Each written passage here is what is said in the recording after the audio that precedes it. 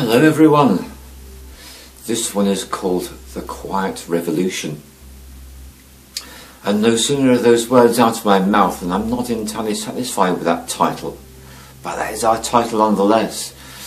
If it's the quiet revolution, it's also the quiet evolution, and the word revolution and evolution, they don't quite do it. So let me dive into what I'm talking about. Blockchain assets. That's what I'm talking about. And if you don't know what I mean by blockchain assets, let me use another term, cryptocurrencies. Okay, not sure about that one. Okay, how about Bitcoin? Chances are you've heard of this.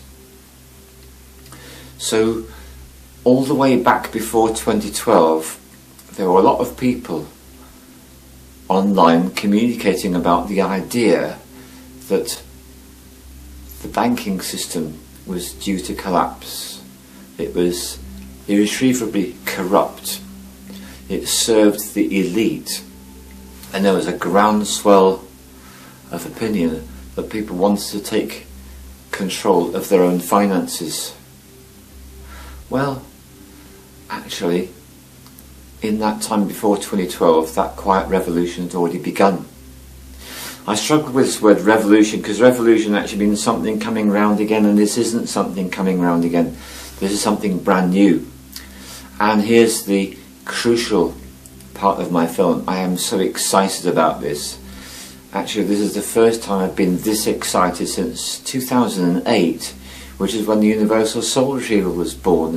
And that's a very strange paradox because that was pretty much in the same year that Bitcoin was no longer just an idea, but was starting to become a reality. So what is Bitcoin? What are cryptocurrencies and what are blockchain assets? Very simply, and we're going to go simple and mundane, but we're going to go right out of that very quickly. So simply what they are is a way for people to share wealth, to share assets, to share money, to use that rather old-fashioned word. It's going to become increasingly old-fashioned over the next few months. So a way for people to share income, to be able to trade with each other without involving the banks, without involving the powers that be having the ability to snoop and to nose into your business, because this is something perhaps not everyone's aware of.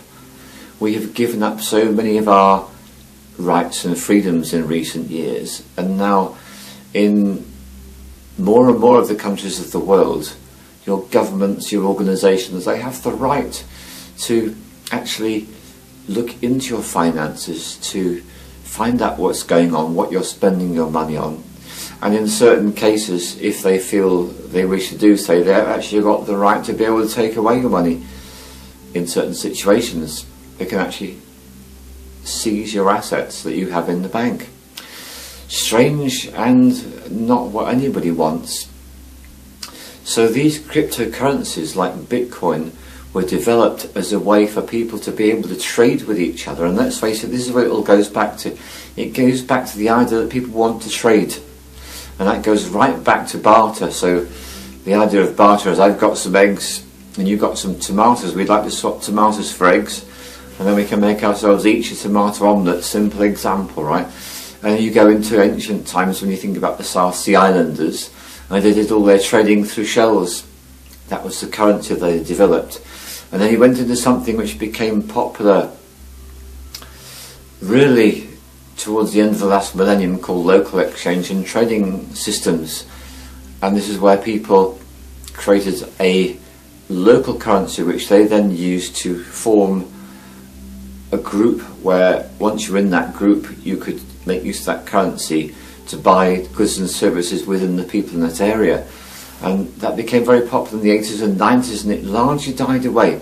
But what we're talking about now is a form of currency whereby it's possible for people to trade with each other outside of the system. And this is what makes it so exciting, the fact that it's possible to do this, and the fact that what is happening is that confidence in this form of trade is increasing exponentially, and an exponential increase is this: people show a certain interest, the interest increases, and as it increases, the confidence increases, it goes through the roof. Now this is what people are experiencing at the moment this year with Bitcoin. So if you were to look at the value of Bitcoin 3 months ago, look at the value of Bitcoin, do this, go online, check it out for yourself, go and look at the value in September, and then in October, and in November, and now here we are in December. Just notice the value of this single cryptocurrency in the last 3 months. It's extraordinary what's happening. And this is just the tip of the iceberg. And what I need to express to you is this: I am a total beginner on this, and this is why I'm making this film, and I'm going to make some more films about it, because I realised as an absolute beginner, the problem I had straight away is there's lots of experts out there, but an expert is not necessarily the best person to help you to understand what's going on. They grasp that world so well and so intimately that actually creates a barrier between them and you, because they're going to start to use terms and they're going to want to explain it in a way that means you need to actually understand what they're talking about to be able to grasp it. So I'm going to keep this for the absolute beginner level, which is what I'm on myself. And so I was invited by one of my very good friends. His name is Chris, and he's someone I met through the work that I do, and indeed he was trained to practice universal soul retrieval, so we have a good connection, and he chose to share this with me all the way back in September. And do you know, I couldn't grasp it. It was too different from anything I'd come into contact with before, and so I struggled. So I've been on this journey which took me 3 months from I can instantly intuitively grasp that what he's talking about is significant, but I'm struggling to really understand the implications of it and how it would work for me. So if you've been on Facebook in the last few months, you might have noticed that there are lots and lots of posts about this. Now, nothing is as it seems is the core principle behind shamanic practice, and we're going to see how blockchain assets relate to shamanism, because we always relate everything to that. That's what these films are about for you. So here it is. A blockchain asset like Bitcoin is a way that people can trade with each other, a way that people can transfer wealth. That's what it is. And in the last 3 months, people are becoming more and more confident in the blockchain assets because they are becoming less and less confident in the banks. And let's just go a little bit more into the banks. We all know that the interest rates have basically dropped to an incredibly low level and stayed very, very low for quite a number of years. So that's meant that people who wanted to put a bit of money by and save it, it's almost a waste of time. And that gave the opportunity to go into a casino and gamble, and we all know that the point about casinos is that the house rules, the house wins. So if you've got any intelligence at all, you're not going to do that. There's no point. Why give your money to somebody else unless you've got some foolproof mathematical system? And if that's the case, as soon as you start to win, they will close the door to you. Again, waste of time.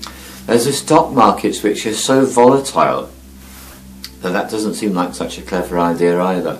And there's a really big gambling component in that. And there's also an ethical issue about who you're choosing to invest in. But here's the thing about blockchain assets. Blockchain assets are a way to actually get out of the banking system and to be able to do your trading in a way that means you can get away from one of the primary oppressors on the planet. Because the big oppression that we're experiencing at the moment is that a very small number of people have got a lot of money and they're keeping their money in the banks, and the banks are very happy. And then here's the thing that we need to go into. It gets a bit dark here. The name you need to look up if you're interested in this is the name Rothschild. The Rothschilds control through the banking system almost all the money in the world. And over the last 5 years, the very small number of countries where the Rothschilds banks were not in control have experienced the most horrific wars. Yeah, you think about the countries where there have been horrific wars, especially in the Middle East. These were all countries that were attempting to, or had managed to, escape the Rothschilds banking system. So that's a really malevolent aspect of it all, that this banking system is almost worldwide. And countries that wanted to go it alone and be independent, they've experienced horrific wars with many, many hundreds of thousands of their citizens being killed and injured. And the only bright light in terms of nation states is Iceland, and Iceland actually threw out the bankers. I don't know how they managed this, but they did. They threw the bankers out, and indeed bankers have long prison sentences for abusing their power with money and for harming the people financially. So that's a bright light, Iceland. Go and look that one up. But for those of us who don't live in Iceland, this is where the blockchain assets come into power and significance for us.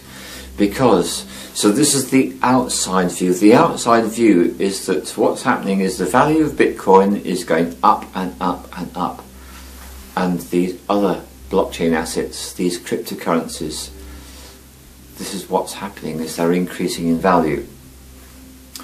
So the immediate pull is as follows. Anyone who's greedy would notice this and think to themselves, well, this is great. I can buy that and it's going to increase in value. Now here's a message I really want to get across to you. This is not just for the rich. If you've got £20 or thereabouts equivalent, as little as that, let's say it again, if you've got £20 that you can spare, then what you can do is you can invest in some blockchain assets like Bitcoin, and that's where I suggest you begin. So find £20, it's coming up to Christmas time, someone might give you £20 or more. Instead of spending it on something which is quickly gone, what I strongly suggest you to do is to set yourself up so you can invest in a blockchain asset like Bitcoin. That's the easiest one to start with. So in the second film I'm going to explain in detail exactly how you can do that. So that's what I'm suggesting you do. Get any amount of money at all and set yourself up. Now what you are going to need is you're going to need to be able to go online. This, as far as I'm concerned, is the principal complaint about blockchain assets, is that if you're not online, there isn't any way I know how to do it. This is a requirement, just like it's a requirement for you to be online to watch something on YouTube. This seems to be essential to be able to go online. So I'll just talk you through the very basics. Okay, if I'm going to go shopping, I'm going to have to go out with some money, some cash or a card.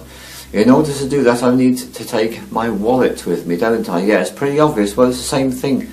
If you want to buy a blockchain asset like Bitcoin, what you're going to need is a wallet. So what you'll do is you'll go and get yourself an online wallet. Now the online wallet I'm going to recommend, thanks to my good friend Chris, is called Exodus. So if you've got a laptop or a computer, this is what you would need to do. You would need to go online and download Exodus, and the search for it is called exodus.io. As soon as you do that, you'll get 3 ways to download it. So you'll download Exodus, that gives you a wallet. The next thing you need to do is you would need somewhere to buy your blockchain assets from. So if you want to go and buy Bitcoins, what you could do is you would then go onto a website which is called Bittylicious, and I'll have the word up for you, Bittylicious.